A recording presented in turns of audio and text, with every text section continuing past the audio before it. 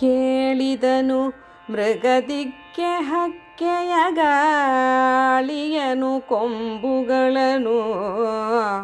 ಆಗಲೇ ಬೀಳು ಕೊಟ್ಟನು ರಾಜಸಭೆಯನು ರಾಯನು ಚಿತದಲ್ಲಿ. ಬೋಳ ಕವಲಂಬುಗಳ ಹದವಿಲು ತಾಳಿಕೆಯ ಕುಪ್ಪಸದ ಬೇಂಟೆಯ ಮೇಳದಲ್ಲಿ ಭೂಪಾಲ ಹೊರವಂಟನು ಭೂಪಾಲ ನಿಜಾಲಯವ.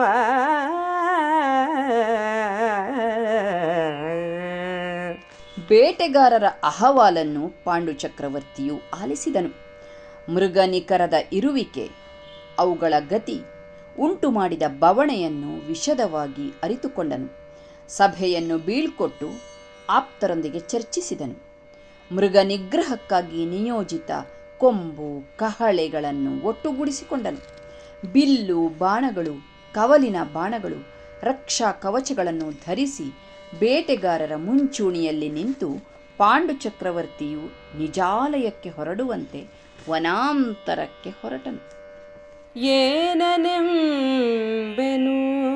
ನಿಮ್ಮನು ಪಿಶಾಚೋನ್ಪಾಲಕರೆಂಬವೋಲ್ ವ್ಯಸನಾನುಬಂಧದ ಬೇಗೆ ಕೊಂಡೊಯ್ದುದು ಮಹೀಪತಿಯ.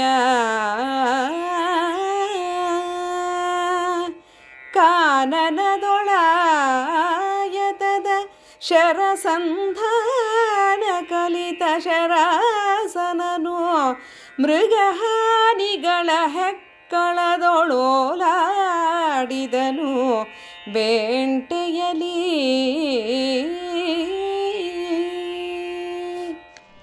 ತನ್ನ ಪೂರ್ವಜರ ಕಥೆಯನ್ನು ಕೇಳುತ್ತಿರುವ ಜನಮೇಜಯ ರಾಜನಿಗೆ ಪಾಂಡು ಚಕ್ರವರ್ತಿಯ ಬೇಟೆಯ ವರ್ಣನೆಯನ್ನು ಹೇಳುವ ಪದ್ಯವಿದು.